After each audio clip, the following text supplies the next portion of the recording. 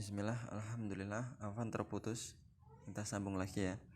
Itu adalah sahabat-sahabat senior yang awal-awal mulai masuk Islam. Di antaranya juga masih ada Bilal bin Rabah, masih ada Al-Arqam bin Abil Arqam Al-Makhzumi.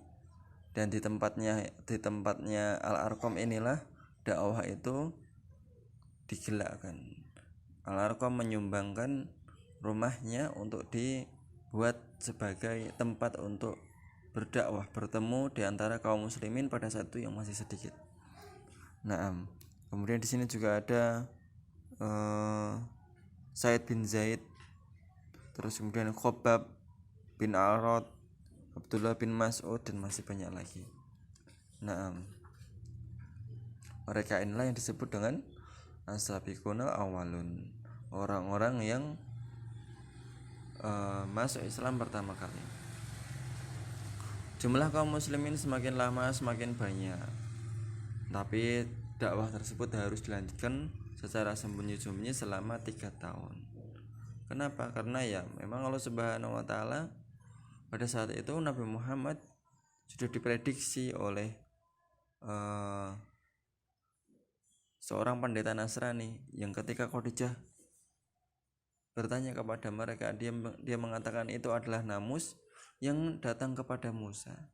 Andaikan saja aku masih hidup ketika engkau mau mengusirmu, pasti niscaya aku akan ikut terhadap agamamu. Berarti nanti Rasulullah SAW, Allah Subhanahu wa Ta'ala memerintahkan secara sembunyi-sembunyi. Karena apa? Karena Rasul pasti kalau terang-terangan Rasul akan dimusuhi. Ketika Rasul dimusuhi, maka jika Rasul dan teman-temannya dimusuhi, dibunuh, maka selesai sudah Islam. Maka dari itu secara sembunyi-sembunyi ini termasuk juga untuk menghimpun massa atau menghimpun kaum muslimin yang banyak, sampai Rasulullah SAW teguh, kuat, karena kuat imannya, juga kuat para sahabatnya sudah banyak. Pelajaran yang diambil dan pembahasan. Sebelum itu ada tambahan. Pada saat Nabi SAW dakwah secara sembunyi-sembunyi, belum terjadi peristiwa Isra Mi'raj. Mereka masih kita tahu sendiri bahwasanya peristiwa Isra Mi'raj itu adalah peristiwa di mana Nabi SAW diberikan wahyu untuk sholat. Apakah nanti mereka tidak sholat ketika sebelum Isra Mi'raj? Mereka sholat, sebagaimana yang diriwayatkan oleh beberapa sahabat, bahwasanya Rasulullah SAW itu sholat 2 kali dalam sehari sebelum datang perintah sholat ya. Yang pertama ketika matahari sebelum terbit, yaitu sholat subuh 2 rakaat, dan sebelum matahari tenggelam yaitu sholat asar, berarti 2 rakaat. Itu sholat di zaman Nabi ketika belum ada perintah Isra Mi'raj, belum ada peristiwa Isra Mi'raj. Wasabbih bihamdi rabbika bil asyi wal ibkar, dan bertasbihlah, memuji Allahmu, memuji Rabbmu di waktu pagi dan petang. Ini ayat ketika Rasulullah SAW diperintahkan untuk sholat, dan itu adalah sholat ketika belum terjadi peristiwa Isra Mi'raj. Pelajaran yang diambil dan pembahasan. Yang pertama, keteguhan Nabi SAW dalam berdakwah menunjukkan keseriusan beliau dalam memikul tanggung jawab dan melaksanakan amanah. Hal ini merupakan tanggung jawab setiap muslim. Setiap muslim wajib untuk memikul amanah, berdakwah juga. Dakwah sama siapa, Tot? Dakwah dengan orang-orang yang bisa engkau dakwai. Apabila seorang ayah, maka dia bisa mendakwai istrinya, bisa mendakwai anak-anaknya, dan bisa mendakwai orang-orang yang ada di rumahnya.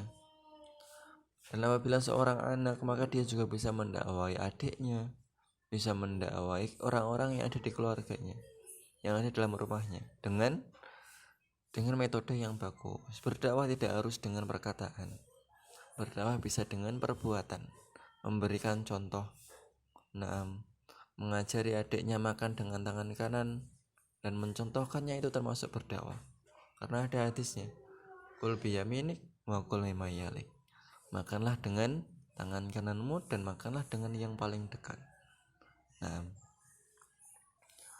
Yang kedua, peran serta wanita muslimah dan pengaruhnya terhadap agama ini, di mana Khadijah merupakan wanita muslimah pertama. Orang yang pertama kali masuk Islam, orang yang pertama kali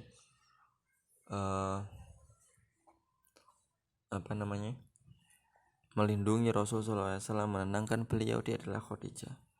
Di balik seorang yang hebat pasti ada sosok wanita yang sangat hebat. Di balik Imam Syafi'i pasti ada seorang wanita yang hebat juga. Di balik Imam Malik, di balik para ulama, itu pasti ada sosok wanita yang hebat, entah itu istrinya, entah itu ibunya. Maka ada buku yang ditulis oleh ustadz kita, yang beliau orang Solo. Beliau lulusan S3 jurusan hadis di Universitas Islam Madinah, Saudi Arabia. Beliau menulis buku yang sangat bagus, yang mungkin kiranya apabila kelas 7 putri menghendaki untuk membelinya, silakan untuk dibeli, karena itu menunjukkan kepahlawanan seorang wanita dalam agama ini. Bukunya berjudulnya Ibunda Para Ulama.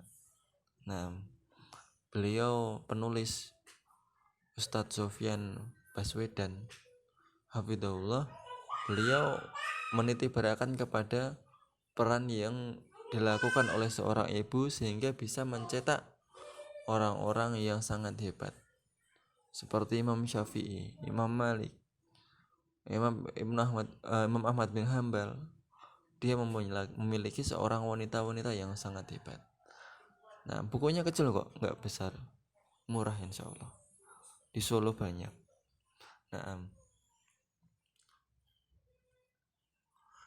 Yang ketiga, kebanggaan bagi wanita muslimah, di mana yang pertama mendapatkan dakwah adalah seorang wanita. Yang pertama masuk Islam juga seorang wanita. Dan orang yang pertama kali menolong agama Islam juga seorang wanita. Peran yang sangat besar, kebanggaan setiap kaum muslimin. Orang yang sangat berperan ternyata seorang wanita. Dialah Khadijah radhiyallahu anha. Pengaruh rumah tangga yang baik terhadap proses masuknya Islam Ali bin Abi Thalib dan Zaid bin Harisah. Semoga Allah merahmati keduanya. Ali bin Abi Thalib dan Zaid bin Harisah ini mereka hidup bersama Rasulullah SAW, sering hidup bersama Rasul. Maka mereka memantapkan diri untuk masuk Islam ketika usianya masih muda. Padahal orang tua Ali masih kafir, tapi dia masuk Islam. Maka rumah tangga yang baik akan menghasilkan anak-anak keturunan yang baik pula, insyaallah ta'ala. Apabila rumah tangganya tidak baik,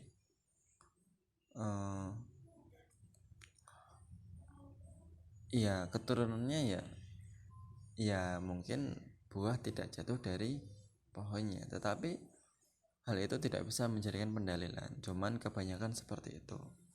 Diharapkan dari rumah tangga yang baik muncullah generasi-generasi yang baik pula, sebagaimana rumah tangga Rasul bersama Khadijah. Di situ di bawah asuhannya ada Ali dan juga ada budak mereka bernama Zaid. Maka mereka melihat yang dilakukan oleh Rasul sama Khadijah berupa akhlak-akhlak yang terpuji. Akhirnya mereka berubah menjadi seorang pemuda-pemuda yang robbani, yang dia mantap masuk Islam dan kelak menjadi pejuang-pejuang Islam.